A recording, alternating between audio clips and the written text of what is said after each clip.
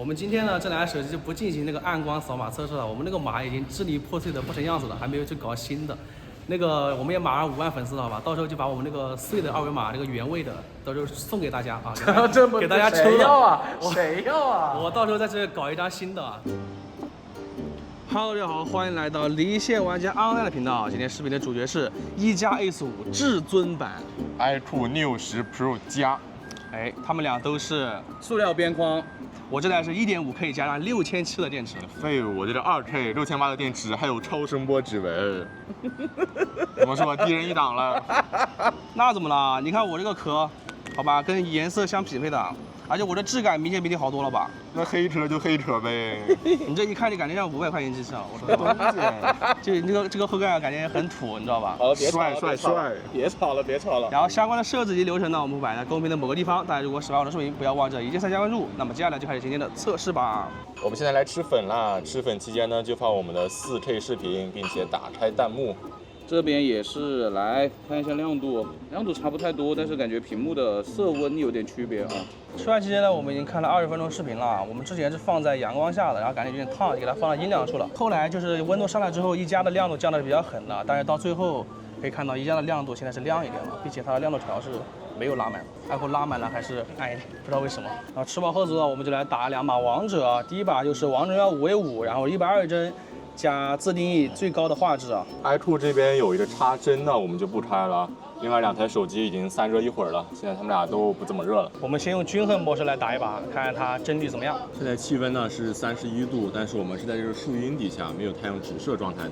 毕竟我们都没有带壳啊。这把游戏打了8分多钟，一加是率先锁了90帧啊，意料之中好吧？绿厂的这个均衡模式就是很保守的。iQOO 没有锁帧，但是我感觉它怎么有一点点暗呢？现在上面是iQOO啊。这把游戏打到12分40秒的时候，iQOO 也锁帧了。现在天气还是挺不错的，还有微风吹过，所以我这个手机不怎么热。我感觉还行啊，我不定早就锁90了嘛。这把游戏打完了，一加是在9分钟的时候锁了90。这把游戏打了13分钟啊，最后30秒的时候，iQOO 也锁了90。第2把游戏呢，我们2台手机都打开性能模式，只打开性能模式。还是王者荣耀5v5啊。这把游戏已经打了8分钟了，看一下2台手机的亮度。很明显是下面的一加要高一些啊。iQOO 已经拉满了呀。那看看你的，根本就没拉满啊，我好像更亮。没拉满，都比它亮了。iQOO 不行。我已经没了。第2把王者我们打了14分钟，2台手机帧率都没有任何问题啊，网络也很稳定。现在一加还有90的电。哎，我的 iQOO 是91。啊，电池大一点正常好吧？那接下来咱们就来测试一轮信号吧。刚这2个手机打完王者荣耀，我们已经散了一会儿热了。在散热之前呢，是iQOO会比一加会稍微烫一点点啊。那我们现在已经在微信里面拍了1分钟的微信视频了，我们准备来测下网速来发送的。我们是同时拍完的啊。iQOO要稍微快一点导出的，你导得快一点啊，今天。但是啊，一加先发完了。iQOO 边转边发，哎，不导那么快，而且也不是很快，它这个发的速度，对，它不像一加一样一下就发完了。我们现在在浏览器里面下一个1G 的文件，3、2、1点。iQOO 30，秒了，秒了，这个一加这边就10兆左右啊，都是5G A 啊。我觉得是自带浏览器的问题啊。你看这边，它上来了，好像。它上来了，它抢到了，但是还是没有 iQOO 高啊。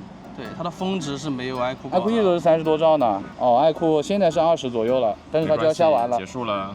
OK， 它下完了，你这里下了60%吧？看一下它结束了之后，啊，网速并没有什么影响啊。现在我们使用电信卡打电话，联通卡来刷抖音啊。左边的是iQOO啊，右边的是一加啊，来吧，慢刷啊，慢刷好像没有什么很大的问题啊，就是内容比较好看而已嘛。我们现在快一点，越快越好看。哎，我们感觉都有一点点那种卡的感觉了啊，不太流畅了，再快一点。哎，我怎么感觉iQOO这边不是120帧呢？很奇怪啊，再快，加速，最快。不行了，只能这么快了。最快的话，2台手机倒是没有很大的区别了。现在我们用联通卡打电话，电信卡来刷抖音。左边还是iQOO啊，慢刷。我们刚才特意出去看了一下iQOO的这个软件刷新率，我们都是设置成了最高的了，但是感觉它滑起来是有点小卡的。评论区里面又是正常的嘞，慢刷好像都没有什么问题，来快一点。我觉得还是一加这边显得有点不太跟手啊，就是会有那种卡顿的情况比较多一点。但是iQOO这边呢，就感觉滑上去的那一下没有高刷啊，再快一点。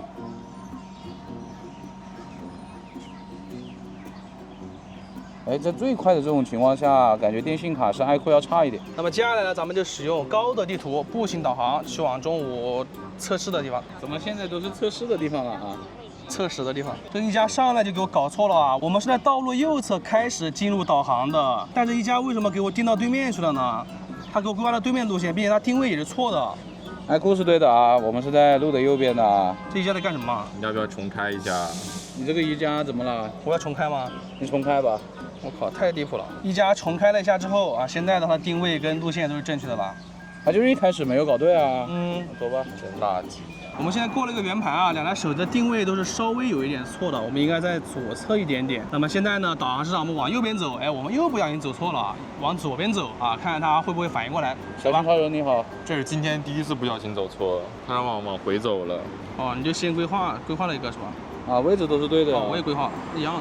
啊，差不多。我们现在又拐了个弯啊，但是我这个一加是完全没有反应过来啊，他没有，对，他还在刚刚那条路上，但是爱酷是反应过来了，但是它的实时位置错了，我们现在还是在马路的右侧呀，就是有点卧龙凤雏的那个味儿了啊。然后现在这个太阳是那种被云遮住了一些的，不是特别的直射，但是两台手机亮度都不是特别高了啊。我们看一下，一加是要亮一点的。我们看一下咱们现在亮度吧。一加还没有拉满，爱酷已经拉满了，还是有点经典爱酷的那种偷感啊。不行啊，被我们 OPPO 按着这样打，偷感有点重啊。什么偷感？我最大就这么亮了。我们往前走了几米啊，两台手机的定位又发生了变化。现在爱酷是完全正确啊，它只是规划路线没在这边啊。一加则是回到了爱酷一开始的啊，到对面去了。那等于就是一加还是会慢一点点啊。反应会延迟一点。刚刚我们在这条路上走了100-200米啊，两台手机的定位都是对的，但是后来我们又往外侧走了，但两台现在又到对面去了啊。那我们现在在阳光下刷一下美团吧。我感觉一加这边有点90帧的感觉了啊，但是爱酷这边是120没有问题，但是呢它会有那种白色的加载，看到吗？就是都有一点问题吧。而且这个屏幕的亮度是一加，不好意思。而且这个屏幕的亮度很明显是一加会高一点啊，右边这台是一加。而且今天这个屏幕我看到现在，我发现了一个很有趣的事情，之前不都是绿厂这边的环境测自适应要比较明显一点的吗？但今天就是爱酷的这个比较明显了啊，一加这个反而就显得有点偏冷了啊。环境测自适应啊，这边一加是开了的啊。这个爱酷也是开了的啊。我开关一下看看。你开关一下看有没有变化。好，关了感觉没什么变化啊。开了也感觉没有什么变化。OK， 有点小米的味儿了。那可以看一下现在这个滑动的流畅度啊，这个一加是明显卡了呀。并且这个软件的自定义刷新率我们都是开到最高了啊。虽然它屏幕有144啊，但是它最高很多软件都是120啊。这里显示144。哎，那现在这个界面很明显是没有高刷的，120绝对没有的。爱酷这边就非常的流畅啊。我们又过一个马路啊，刚刚太阳还挺大的。我这个一加非常明显的60帧了，然后呢，爱酷这边就一直会有这种加载，而且它现在只有90帧了，60了怎么说啊？没办法，太阳太大了，好热啊今天。我们在这个路上走了一节啊，现在爱酷是重新规划路线了，很厉害啊，这个很厉害了。一加本来表现就不如它，还是会慢慢拍嘛，而且现在也没有规划，还是在对面。真完蛋了你！哇，那你今天应该不用调理了吧？调理在下一个路段了。全都是在右侧了，这有什么可调理的？哦哟，你怎么说啊？开了，那怎么搞啊？那我这提前宣布我输了呗。我们又过了一个马路啊，现在定位的话是爱酷比较准啊，这个一加是稍微靠前了一点。但是我一加过了马路之后，它这个规划路线是正确了呀，靠右边了，你怎么又回事了呀？因为我们刚刚是在便利店里发生一点争执，待的比较久吧，它可能定位就乱飘了，又重新规划一个新路线。便利店是靠右侧的，你是往左边规划的，你不要找那么多理由。乱飘了呀！你不要找理由，那你乱飘是你的问题啊！我都说了乱飘了，就是你从右边还往左边飘，那就是你的问题，对吧？不管了，我们就往前走吧。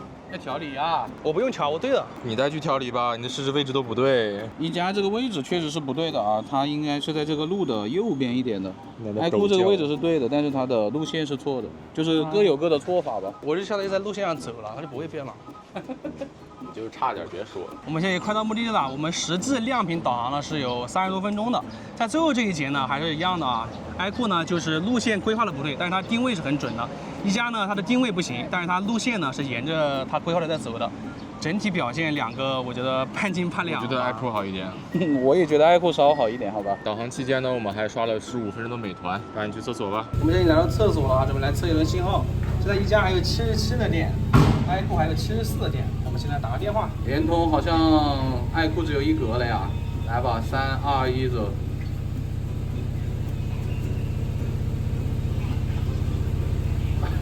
团灭了。好，iQOO 1格信号打出去了。你2格信号你还打不出去呢？纯废物。你怎么说啊？你怎么说啊？这说什么？电话打不出是说什么啊？说不了。这一加谁还买啊？别急，我们赶紧微信发一下消息吧。什么微信来发一个表情啊？3、2、1点。哦，发出来了一加。iQOO 这边没收到啊。iQOO 不行了。iQOO 微信里面就不行了呀？怎么回事啊？怎么回事啊？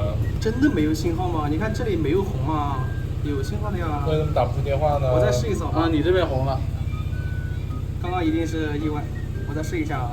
一加打电话。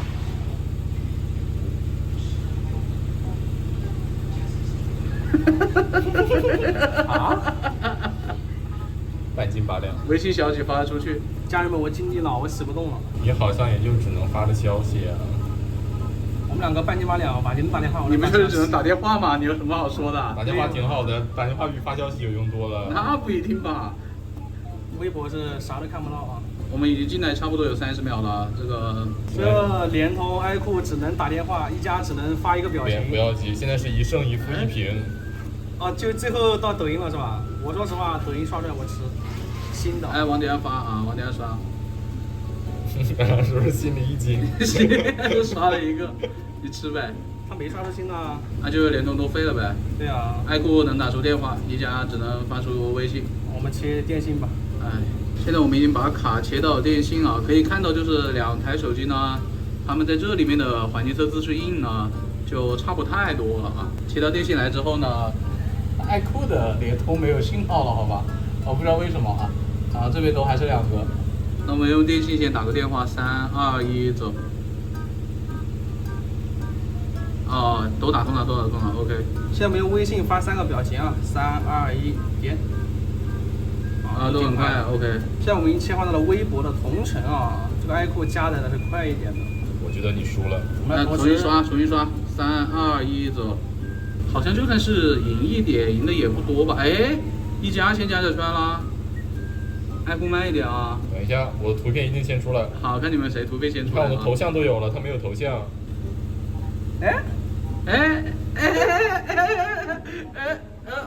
谁快一点？谁快一点啊？再来一遍。怎么不说话了？再来一遍。好，3、2、1搜。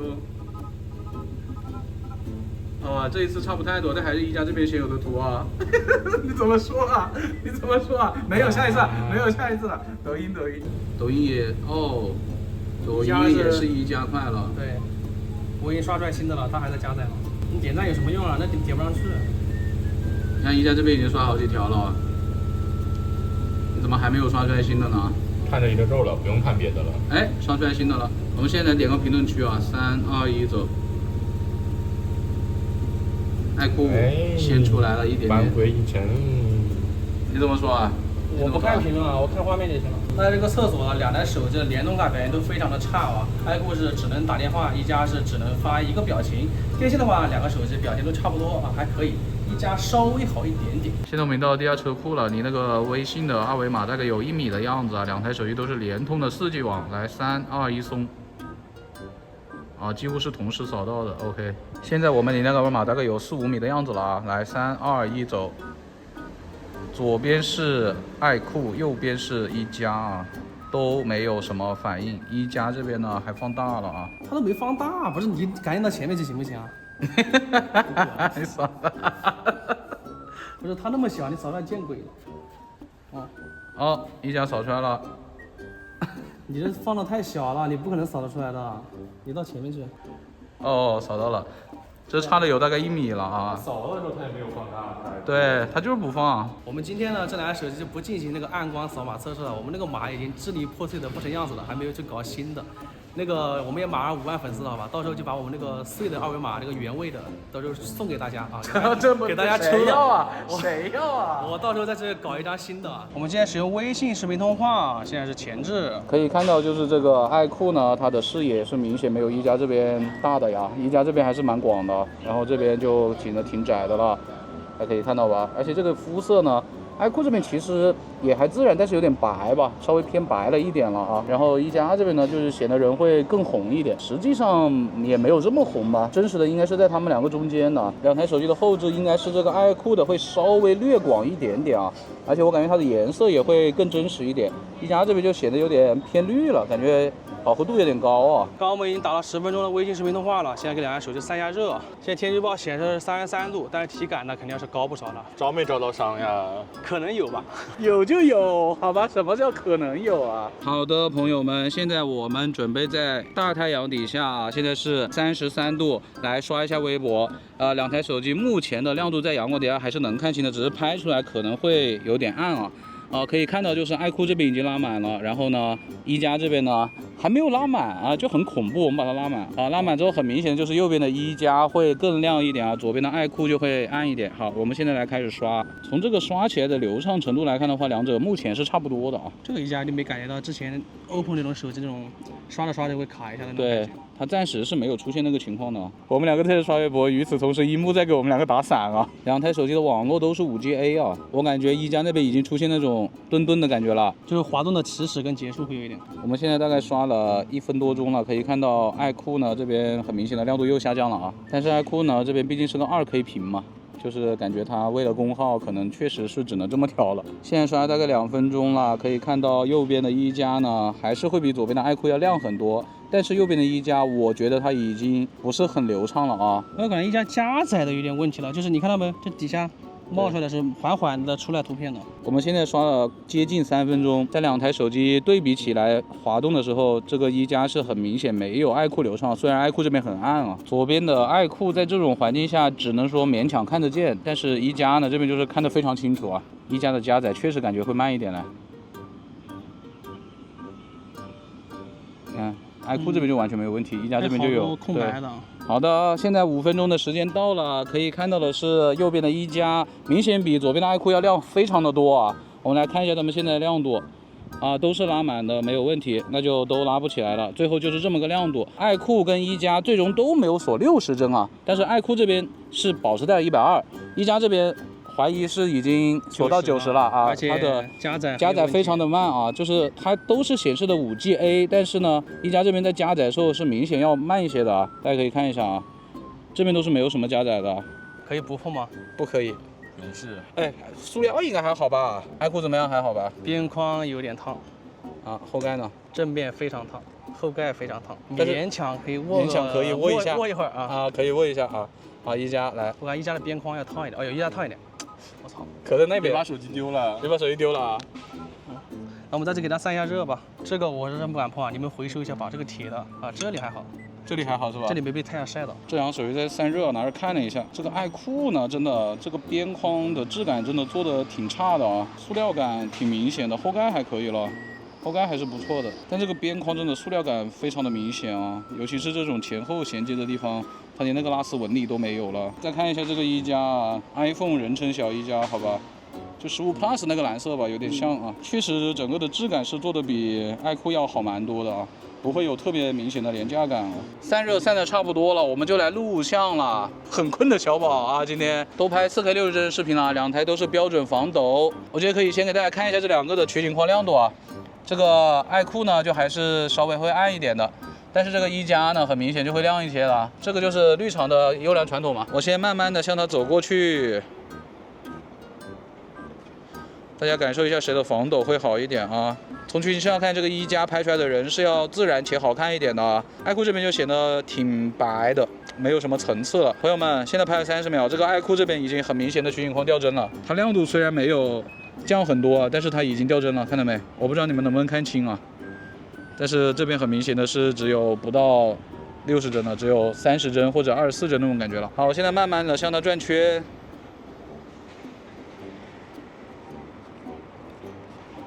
而且大家有看到什么很明显的眩光吗？太阳在我的1点钟方向，哎呀，这个爱酷就已经 PPT 了啊！我再给大家看一下啊，有看到一点点吧？我好像是看到一点点啊。但是这2台手机的眩光大家就应该无所谓了。我现在离远一点向它跑过去啊。好，旋转，跑着转。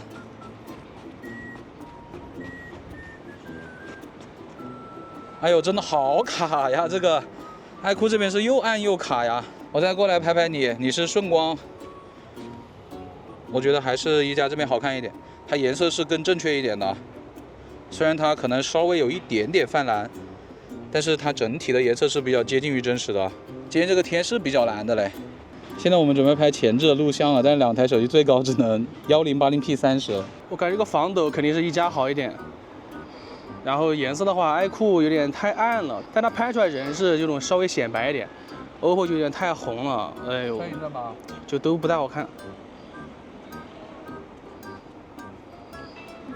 那肯定还是一加好，一加屏幕亮啊，而且帧率感觉稳一点。但是我说实话，它这个红色我真的很不喜欢，感觉是那种酱油红，你知道吗？猪肝色。我觉得爱酷就是惨白的。我们再继续拍一下人像，还是拍小宝。爱酷呢是2435和50，一加呢是1倍和2倍。那我们就拍20跟50了啊，这边其他的我们就都不驱动了，就是他们默认的，跟我们之前用他们的旗舰机差不多。就这个一加的实时的虚化是比较明显的啊，但是就显得有点假。不过它处理完之后就还可以啊。爱酷这边虽然它的虚拟光圈是 f2.8，但是在这个取景框里面是没有任何的实时虚化的。一个是没有实时虚化，后面给你加；一个是实时虚化比较假，后面给你弄得比较自然一点。大家喜欢谁啊？我们在顺光拍2张啊，可以说爱酷这边真实一点吧。但是人像的话，要选好看的呢，我应该是会选一加这边啊，而且它的拍照体验是非常明显的好于爱酷的。现在我们用前置来拍一张自拍啊，一加这边的取景范围要广很多的，而且从这个好看的程度上，我肯定也是会选一加这边的。那我们来吧，我们先逆光拍一张，现在我们是顺光啊，那我们也来一张。这是用他们人像模式，我们不用人像模式，再来一张吧。我们现在是看一下怎么回事啊？我们现在切换到拍照的这个前置，为什么爱酷这边一直在爆，一直在这是在干嘛呢？就是它这个亮度一直在闪呢，可以看到吗？你看。好鬼畜啊！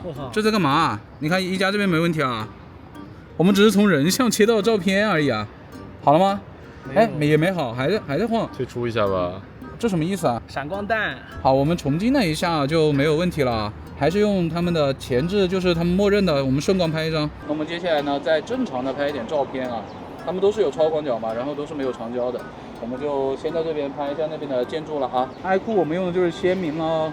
其实爱酷在取景框上显示出来效果是会比较真实的，但是它取景框是会比一加要卡一点的，感觉它这个温控真的有点保守啊。他们最高都可以拍到20倍啊，我觉得很好笑。从取景器上看，这个一加已经全是马赛克了，10倍就已经是马赛克了。我再看一下20倍啊，太幽默了，2台到20倍都非常的幽默。硬要说的话，到20倍还是一加会好一点的。这2台手机呢，我们就不拍长沙音乐厅了，因为他们最大只能放到20倍，并且20倍的效果非常抽象啊。我们就还是拍一下这边的建筑吧啊。拍到2倍的时候，我就想看一下这个成片了。大家不都说这个南厂的这个是饱和度战士吗？可是我从这个成片上来看，我感觉一加这边才是饱和度战士呢，它还不能调啊。但是如果你看中间那栋黄色的楼的话，是爱酷的饱和度会高一些啊。但是天空啊和这个蓝色的楼，那就很明显是一加这边要饱和度高很多啊。这段时间他们的屏幕都没有降得特别暗啊，就还是一加会好一点。因为现在这里也没有太阳直射，而且还有风呢，都还是 OK 的。这夏天也到了，叶子就非常翠绿啊。我们来拍一下叶子，1倍跟2倍。这一组是逆光的啊，这个取景框是真的，爱酷挺卡的嘞。一加这边是真的体验好多。从成片上来看，也是一加拍出了这种盛夏的感觉啊。我们再拍一下比较妖娆的小宝。也是用他们普通的拍照模式，不用人像了，有一点那种什么维纳斯的感觉了。我不敢想这些照片发出去会多少人爱了。对，大家把爱了打在公屏上，好吧？我们是准备只拍25张照片的，然后呢，剪了片叶子。啊，这个叶子我们就用他们的2倍，然后离到最近来拍一下啊。虽然都是他们的主摄裁切啊，但是这个一加的还是要近一点。我们在这里刷了5分钟的微博，拍了20多张照片以及2分半的视频。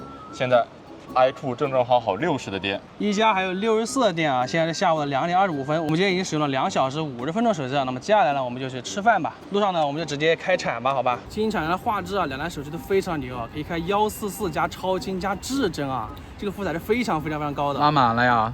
哎，我们期待这个iQOO能掉多少电，好吧？我这台iQOO屏幕老暗了，这都最高了。我一加也最高啊，我这随便玩啊。这好多啊不是你这怎么我看都看不清？你点了吧？你把它调低一点吧，调低一点，调低一点。我调低一点啊！你调低一点啊，不然呢？哎，我这玩的也太不爽了吧！我们刚进这个商场里面有空调啊，这个iQOO的亮度明显就上来了。一加的还是比它会亮一点点，但是差距不大了。我们现在开的都是自动亮度啊。怎么又是你一个人在那边玩2台啊？他是加餐了，就把手机给我了。他们不是说去吃饭吗？他去干嘛了？去厕所搞点甜品吃啊！你现在又是一个人在那边啊？我不管他死活啊，我懒得操纵了，我就玩我自己。然后那边是小米，我们一从商场里出来，这台iQOO就露馅了，它最亮都只有这么亮。呵呵，你的呢？哇，你我的自动亮度这明显要亮。么高啊，明显要亮那咋办啊？我又要迁就你这个傻逼。哎，来迁就一下呗。现在我们到了室内啊，发现两台手机亮度又回来了，尤其是iQOO啊，你这什么情况啊？一到室内就变亮，一到室外就怂啊？室外就不行啊，上限那么多就锁住了。哇！反正就温度一高，你这个亮度是不是就会锁住啊？而且我觉得iQOO的后背还热一点。那大家不都144赫兹吗？那不跟我没关系了。但说实话，我觉得iQOO这个好像没有144，等会打架可以看一下。但是你也不能说它没有高刷，我觉得，哎卡可能会掉帧吧？你好像记了呀？前面画完人走了，都拽这是iQOO，一开始是他在跟你玩啊。都拽下来抢我的拽。你这是畜生！你让我玩4胜0那什么玩意儿？你拿着4胜0。我4胜0怎么了？关我什么事啊？你畜生！我们这把游戏打了34分钟，iQOO在人多的时候，野怪多的时候，它都会有不规律的掉帧的。那我一加没有任何问题啊，而且我亮度一直很坚挺啊。你这一到室外就降的跟什么一样啊？怎么打游戏啊？我就在室内玩。啊，你就别出门呗。打完一把金铲铲后，iQOO只有41了。一加现在还有49的电啊，现在是下午的3点04，我们今天已经使用了3小时29分钟的手机了。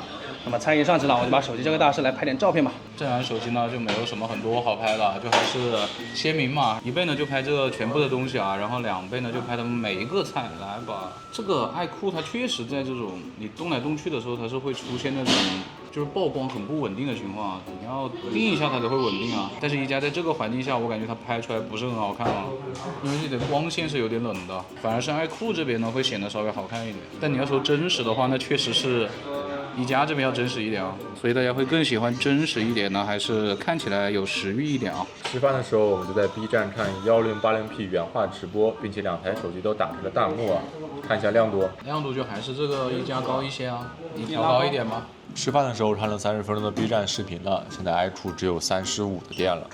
一加还有43啊，现在是下午的3点38分，我们今天已经使用了4小时1分钟的手机了。不换手机了，我只有这么多电了。吃完饭了，现在坐地铁去南门口。坐地铁的时候呢，就刷会儿信息流。先来抖音。哎呀，你这也不遑多让呀！你不是不感兴趣吗？对这些东西？是不感兴趣啊，我懒得看了。那你一般看什么？刚刚明看了10分钟的抖音啊，现在换小红书。什么意思？橘子味？对啊，夏天。你不是不爱看这种东西吗？你倒是蛮稳定的啊。一通百通。10分钟小红书刷完了，现在再刷一会儿淘宝吧。为什么我们2个坐着，然后他没有坐呀？他需要减肥。你是不是在霸凌他呀？怎么可能？他能霸凌我2个了。我们刷了30分钟信息流，从地铁里出来了。2台手机在经过五一广场的时候，他们刷淘宝都有一点加载缓慢的情况。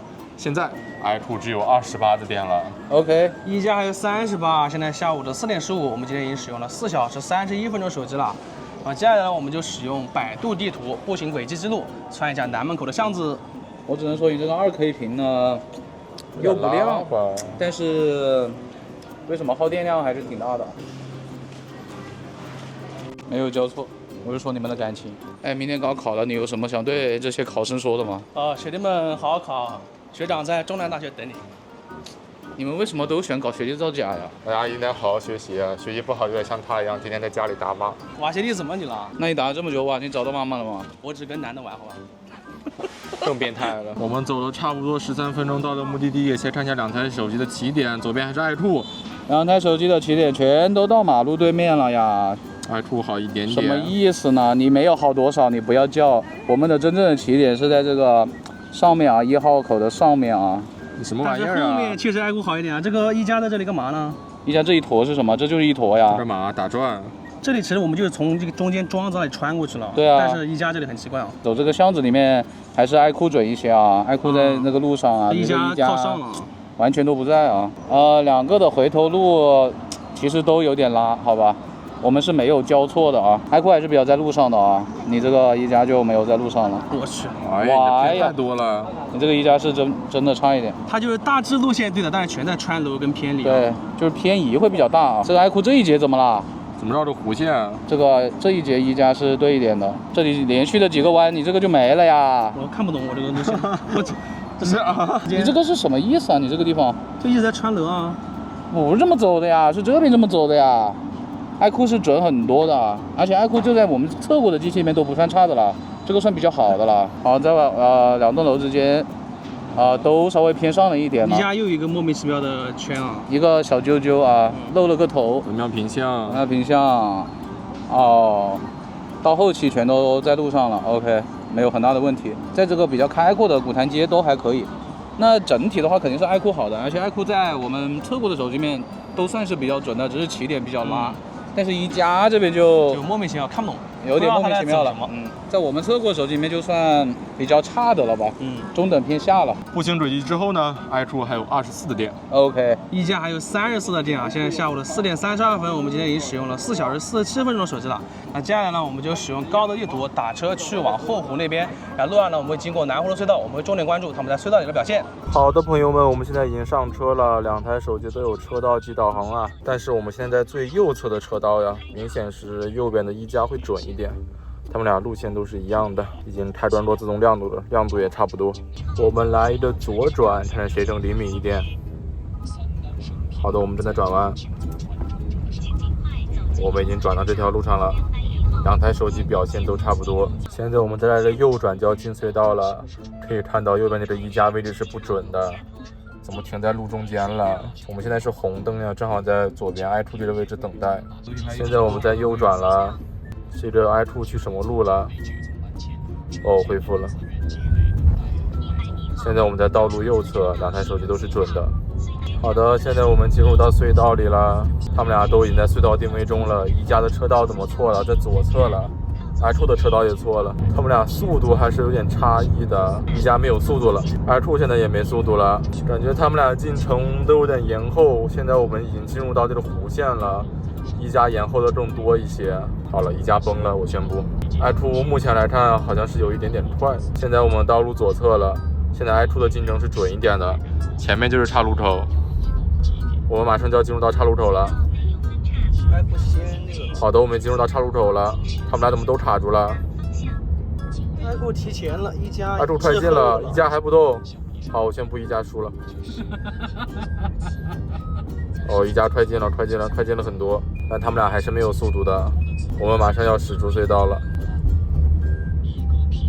好，iQOO先快进了一下，一加还在隧道里，我们已经驶出了。好的，现在我们已经汇入到主路了。一加你在干嘛？直接闪了。哦，一加直接跳出来了。从隧道出来之后呢，2台手机表现就没有什么太大的差异了。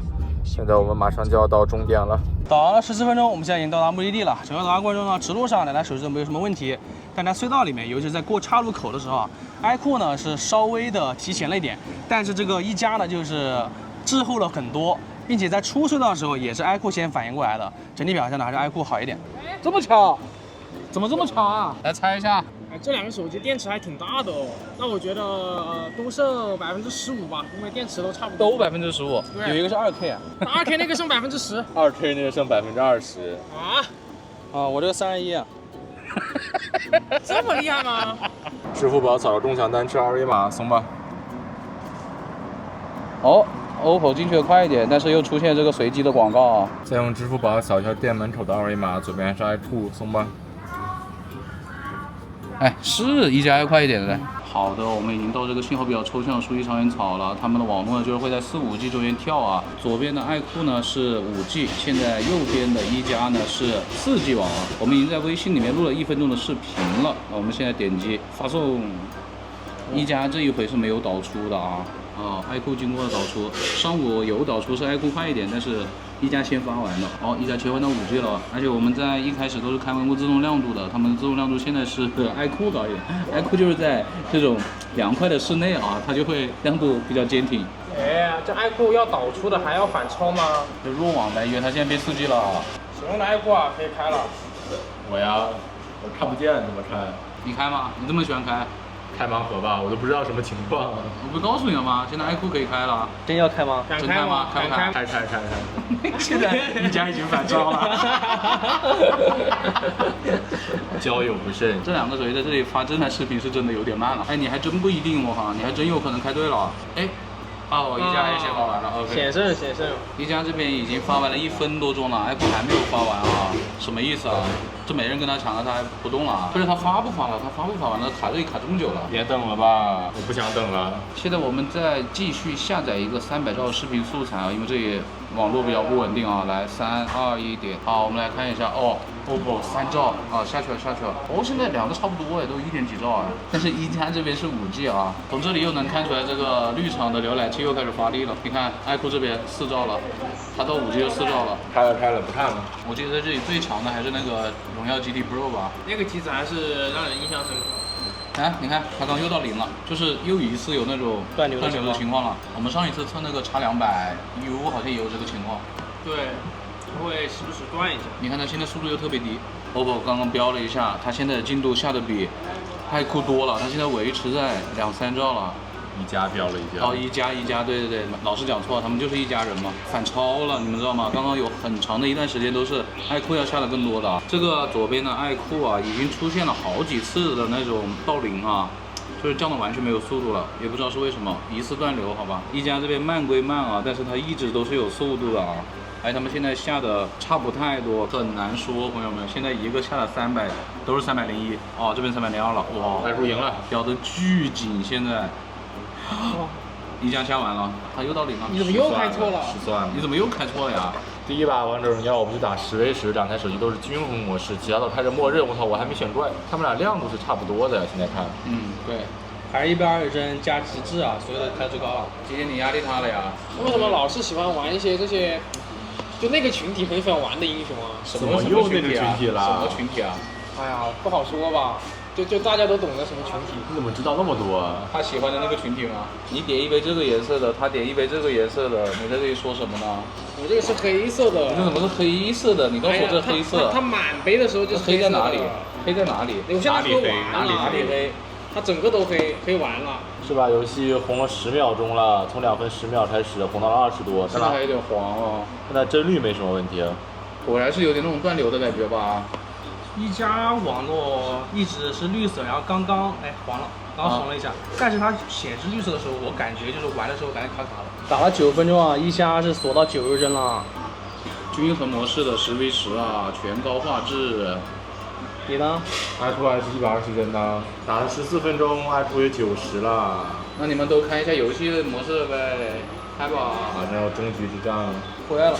回来了是吗？你回来吗？爱酷也回来了。第一把玩家10v10呢，我们是打了17分钟，一加是9分钟的时候锁了90，爱酷是14分钟时候锁的啊。开启了性能模式之后，他们都回到了120。那么第二把呢，我们还是开性能模式，并且把游戏相关的设置都打开了。一加我就打开超级 HDR 画质和高分辨率。爱酷这边打开了一个游戏超分的游戏视效增强和一个触控设置。刚刚那把10v10打完，爱酷只剩7%的电了，不知道这把能不能撑住了。哎，那还真说不准啊。一加有21啊，4号路方，稳了呀，稳了呀。这把游戏才打了3分钟，爱酷刚刚提示温度弱招打不开，视效增强了。把壳摘了吧，都把壳摘了，来。我还没掉帧呢。网络出现什么问题了吗？网络也没什么，但是感觉稍微有点不真实。温度很高吗？还好吧。里面的温度太高了。完了，红了啊，红了，爱酷刚刚红了4、5秒。差不多，但是爱酷可能会稍微热一点点。今天上午打完其实也是爱酷会稍微热一点点。又红了。黄正常啊，我也在黄啊。你也在黄啊？都很黄。这把游戏打到了7分钟，刚刚显示游戏超分也失效了。啊，他又不让你开了 ，OK 吧？这个爱酷怎么一堆屁事啊！我们一加什么事都没有。只剩一个超感触控了。风驰游戏内核，懂不懂？ OK。这个也有啊。有，应该都有吧？他说他第一次运用在天机机型上面啊。这把游戏打了9分钟了，iPod 在人多打团的时候会掉到95帧左右啊。我没问题啊，一加极限模式很厉害的。死了呀，张张红了，显示网络不佳了。 OK， 现在还是黄的，你看。我们现在在终局之战了，就是15分钟以后，现在我是90帧了 iPod。一加还是120，但是网络会有一定的波动啊。第二把王者荣耀Switch我们都开启了性能模式，两台手机呢在打那个终局之战之前，基本上都是没有掉帧的。然后但是那个Switch太混乱了，这个 iQOO 就不行了，好吧？我们一加呢就非常坚挺啊。网络的话呢，两台手机都是出现了一定的波动的。但是我感觉我没有你那么夸张的，就是显示什么网络不佳什么东西。iQOO 就是在死了之后会频繁的460，就很奇怪呀。而且它的游戏超分呐、还有一个什么超级画质啊都失效了，因为温度太高了。哎，我60的。这个一加我们在推出游戏之后是桌面60帧啊，iQOO 还有120。但是今天所有流程走完之后，iQOO 只有1%的电了。哎呦，一加还有13%啊！现在下午的6:08，我们今天已经使用了6小时4分钟的手机了。OK， 那我们先给手机散下热。摸一下。哎，为什么总是让我来啊？你摸啊。啊，这 iQOO 真有点烫啊，你铁手吗？有点烫，但是边框是完全不烫，塑料啊。iQOO 会烫一点，iQOO 会烫一点。一加还没那么烫是吧？一加没那么烫，就也属于比较烫的范畴，但是没有。比较烫。对。那你就是在抹黑。我感受一下，我先摸一下一加，是握得住的。没有问题的，因为我手没什么茧子啊，不像这个人又健身又打游戏的啊。哦哟，iQOO 是烫一些，很明显的烫一些，都是塑料，为什么都这么明显啊？iQOO 的最后1%的电，我们就打微信视频通话，看看它还能坚持多久吧。已经开始打了，打了接近10分钟的微信视频通话 ，vivo 要没电了。哎，已经10分钟了啊，还有10几秒就要关机了，就要进入微店精灵啦。用了多久？此时一加还有11%啊，现在是下午的6:27。那么 iQOO 的亮屏时间就给它算6小时15分钟吧。其实也就14分钟，因为它已经没了。哈哈。好了，6小时14啊，不出意外的话，你这个一加应该还能够用个30分钟可能还是可以的啊。那么就由我 iQOO Neo 10 Pro 加先开始今天的总结吧。它今天总体续航时间是6小时14分钟，而当时一加还有11%的电啊。我觉得今天 iQOO 比一加表现好的地方，主要体现在与导航相关的，无论是步行导航，还是步行轨迹记录，还是在南湖路里的车载导航那里，它都比一加会好上很多。尤其是步行轨迹记录啊，这个一加表现实在是太差了。除了导航相关呢，它就是锁帧会比一加晚一点吧。上午的均衡模式的王者荣耀5v5，它是12多分钟才锁的。太阳底下刷微博的时候，它也没有锁到90多帧。其他的话，我这台手机好像就没有什么太大的亮点了。亮啊，屏幕好亮啊！主要是它这个屏幕确实太暗了，不知道是因为2K 吗？所以调度非常的保守啊，超级保守。而且它打王者荣耀10v10的时候，发热也比一加明显很多。它的这个续航，再结合它这个整体使用来说，我觉得表现一般般吧，就是有种偷不动的感觉了啊。那么接下来就由今天的胜者一加 Ace 5至尊版发表获奖感言啊。首先它今天的亮度我是非常满意的啊，不管是日用还是在我们太阳下还是夜用是吧？就拍照片拍视频的时候，它是完全可以看得清的。那个 iQOO 就是怎么搞呢？就是你那个亮度怎么能用呢？而且打金铲呢也是的，就是在室外的话，它就是那个亮度，你得凑近了看，可能都不一定看得清，就很不爽啊。一加它移到那个室内，它就对倍儿起了，就窝里横呗。然后一加的微信视频上传是要比 iQOO 更快的，下载的话呢，他们两个是互有胜负。它还有一点好，就是它的厕所信号啊，它的电信是比 iQOO 稍微好一点点。联通就是各有各的差吧。另外，符合绿厂的一贯特色，开启性能模式之后，它的这个王者荣耀啊是非常的狂暴的，并且它的金铲铲也没有出现像 iQOO 那样感觉有点掉帧的问题啊。不过呢，它的发热也是挺严重的吧，但是它游戏不会给你锁，但是你返回到桌面之后啊，可能会60了。不过说到这个 iQOO，它今天那个拍照那个曝光莫名其妙的那个问题也是很夸张，好吧？对啊，拍照我稍微讲一下吧，就是这两个手机，因为它们硬件也就这样了，也不是什么主打拍照手机啊，拍照体验就是绿厂的强项了，就是一直都很爽，然后那个屏幕也看得清楚，取景器的体验非常好。iQOO 呢就是给我又掉帧又暗，然后就看着贼不爽，好吧？那个成片呢，虽然他们两个都很幽默的给到了20倍啊，但是到20倍的时候一有差别啊，我觉得 OPPO 还是好一点。一加的拍照是不能调影调那些东西的，但是呢，它的饱和度其实也还高，尤其是对于蓝色吧。但反观就是iQOO呢，蓝厂嘛，它的鲜明在蓝色上可能还饱和度没有那么高，但是在一些暖色，比如说那个黄色上，它的饱和度是比较高的了。而且一加它前置摄像头的视角是要比 iQOO 要广很多的。对，这个点也是非常的明显啊。它还有一点好，我觉得是 A45至尊这次质感要比这个 iQOO 要好很多吧。它这个就太塑料了啊。但是你没有超声波，啊，那确实。但是这2个让我选，我还是会选一加吧。虽然它没有超声波，但它质感好一点。而且我觉得1.5K 也够用了，你搞个2K 你又亮不起来，有什么用呢？那屏幕都看不清。你最近不也从2K 的手机换到了1.5K 的手机吗？你有什么很大区别吗？我觉得1.5K 用的还好啊，是真的还好吧？省电一点。那真是。我还给他们补充一点啊，这个iQOO呢，它的步行轨迹记录在我们测过的所有手机里面其实都算不错的了啊，除了那个起点。然后步行导航其实表现也还不错，它对我们有一段路是重新规划的路线的，是规划正确了的，那也是唯一一次出现这个情况。而且它今天的续航6小时14分钟，其实打的是144赫兹的金铲铲，在我们的测试里面已经算是相对优秀的水平了。因为有一些可能打60帧金铲铲的手机，也就这个续航了哈。好了，那么以上就是本期视频的全部内容了。大家如果喜欢我们的视频，一定不要忘记了一键3连关注，更多精彩视频请继续关注离线玩家。online，你还在这，好。那么我们下期视频再见，拜拜。拜，起风了，要下雨了。你不祝高考学子吗？明天就高考啦。可以啊，但是视频是高考之后发了。对，那就祝大家出成绩的时候门满分，好吧？啊，你也要毕业了吗？对。好了，拜拜。